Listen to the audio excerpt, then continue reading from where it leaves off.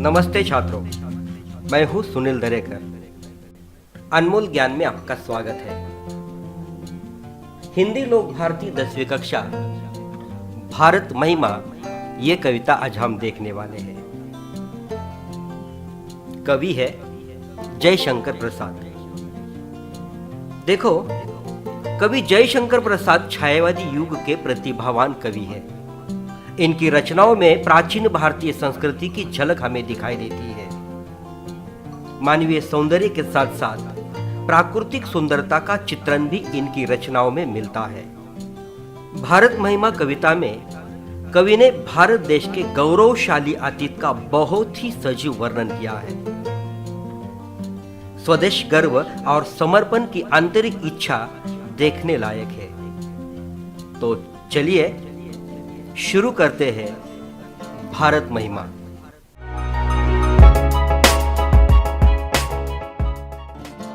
पहले मैं यह कविता पढ़ता हूं। हिमालय के आंगन में उसे किरणों का दे उपहार, उषा ने हंस अभिनंदन किया और पहनाया हीरक हार। जगे हम लगे जगाने विश्व, लोक में फैला फिर आलोक।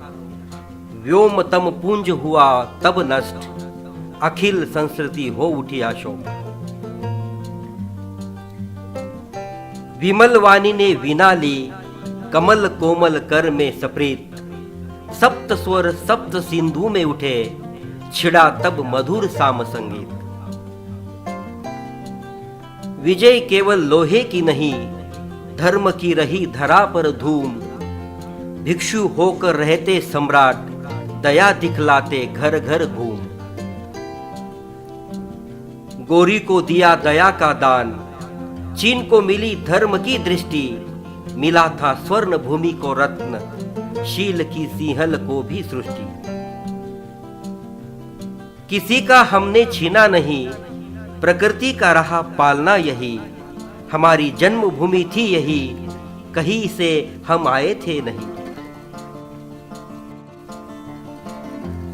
चरित थे पुत भुजा में शक्ति, नम्रता रही सदा संपन्न। हृदय के गौरव में था गर्व, किसी को देख न सके विपन्न। हमारे संचय में था दान, अतिथि थे सदा हमारे देव। वचन में सत्य, हृदय में तेज, प्रतिज्ञा में रहती थी टेव। वही है रक्त, वही है देश, वही साहस है वैसा ज्ञान। वही है शांति, वही है शक्ति, वही हम दिव्य आर्य संतान।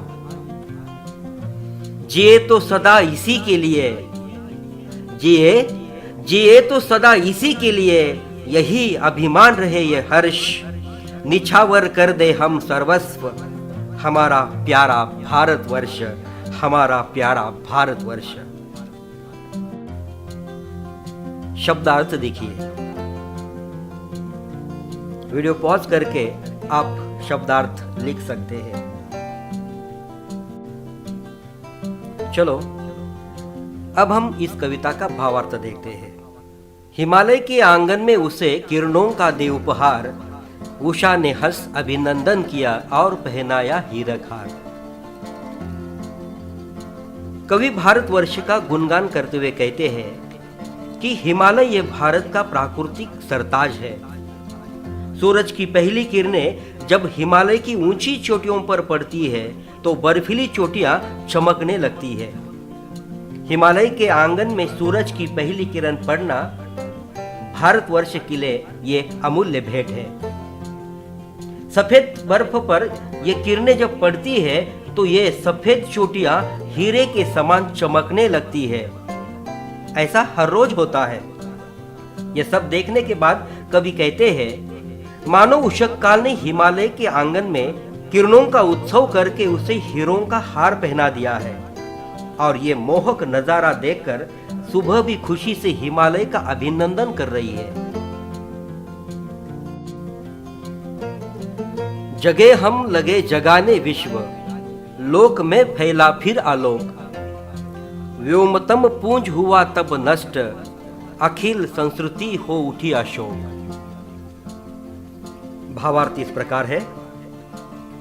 सूर्योदय होते ही हम भारतीय सबसे पहले जग जाते हैं और नए दिन का स्वागत करते हैं, और उसके बाद हम दुनिया को भी जगाते हैं, ज्ञान का प्रकाश फैलाते हैं। ऐसा करने से अंधकार रूपी व्योम पुंज धीरे धीरे नष्ट हो जाता है।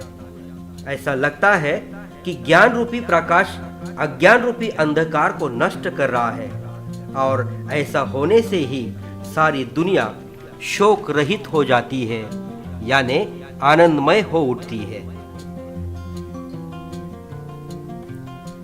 विमल वाणी ने वीणा ली, कमल कोमल कर में सप्रीत, सप्त स्वर सप्त सिंधु में उठे, छिड़ा तब मधुर साम संगीत। देखो, भारत भूमि हमेशा अच्छे विचारों वाली भूमि रही है। इस भूमि पर अनेक मौलिक साहित्य की निर्मित हुई है। इनमें मधुर वाणी का प्रायः महत्व प्रतिपादित किया जाता है। विद्या की देवता शारदा सरस्वती ने अपने कर कमलों में प्रेम के साथ वीणा धारण की और सप्त स्वरों से उसे झनकारा, तो सप्त नदियों तक उसकी मधुर गूंज उठी, और इसके कारण सामवेद के मधुर गीतों की निर्मित हुई। विजय केवल लोहे की नहीं, धर्म की रही धरा पर धूम, भिक्षु होकर रहते सम्राट, दया दिखलाते घर घर घूम। भावार्थ इस प्रकार है, भारतवर्ष ने इतिहास से लेकर आज तक शस्त्र से बढ़कर शास्त्र को महत्व दिया है। नैतिकता, मानवीयता इसे अपनाया है। भारत ने सभी को यही सिखलाया है, विजय केवल युद्ध करने से या झगड़ा करने से नहीं, बल्कि विजय तो शास्त्र से ही मिलती है, नीति से मिलती है। पूरी दुनिया के सामने आदर्श है कि महायोद्धा सम्राट अशोक को कलिंग युद्ध में मानवता के धर्म ने हराया। योद्धा से बौद्ध भिक्षु बने और बौद्ध धर्म का प्रचार एवं प्रसार किया और दुनिया को शांति का संदेश दिया। यह भारत भूमि शस्त्र नहीं, शास्त्र की सीख देती है, और यही महत्वपूर्ण बात है। गौरी को दिया दया का दान, चीन को मिली धर्म की दृष्टि, मिला था स्वर्ण भूमि को रत्न, शील की सिंहल को भी सृष्टि।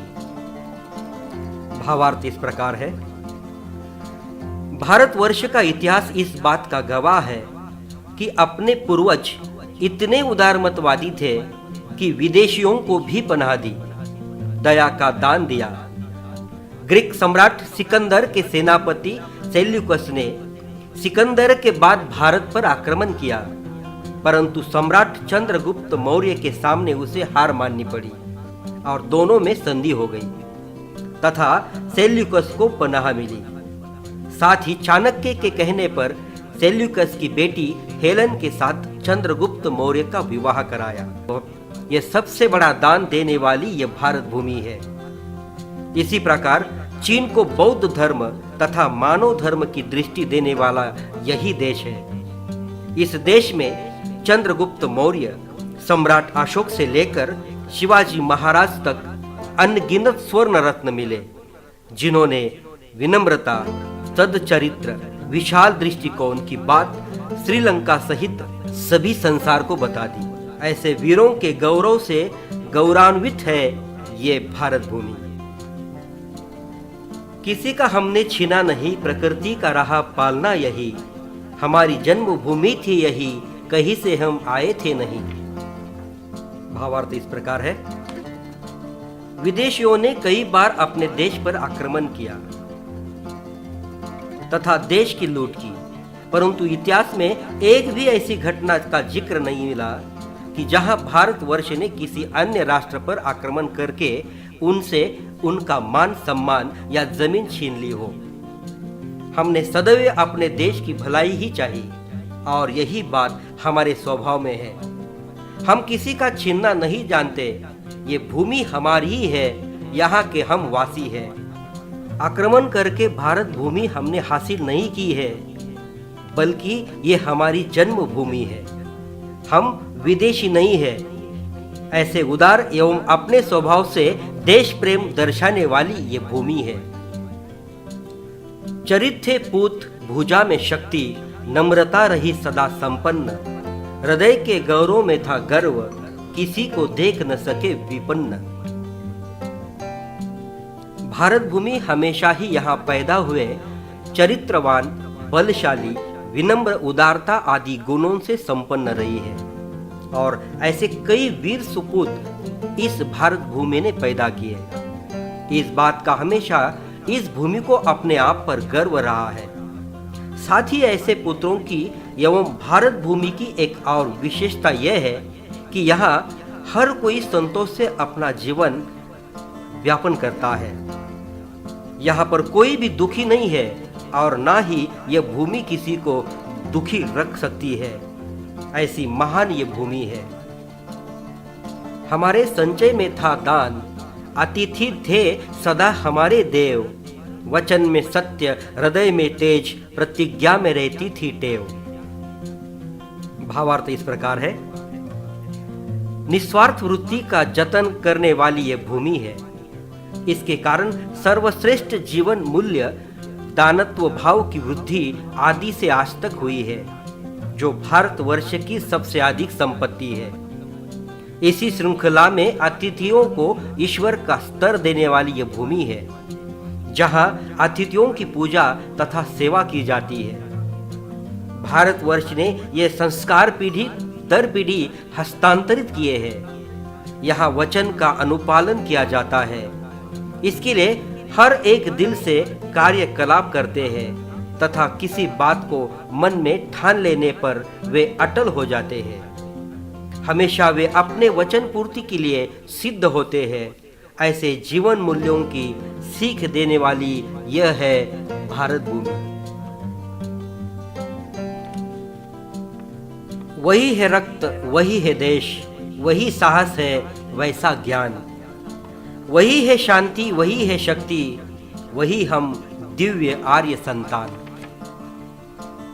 भावार्थ इस प्रकार है, कवि भारतवर्ष की गौरव गरिमा को देखकर कहते हैं कि आज के समय में भी वही गौरव की बातें विद्यमान है। आज भी यहाँ वीरता है, साहस है, ज्ञान भी है तथा शांति शक्ति का देश भी है, जो देश का गौरव बढ़ाता है।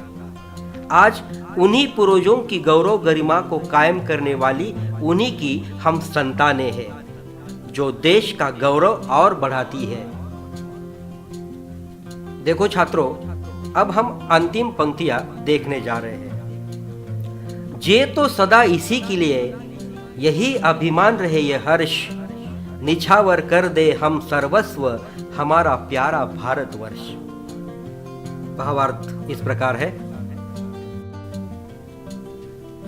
भूतकाल से लेकर वर्तमान तक भारत भूमि का इतिहास गौरवपूर्ण रहा है और यह इतिहास दुनिया के लिए एक मिसाल है, एक आदर्श है।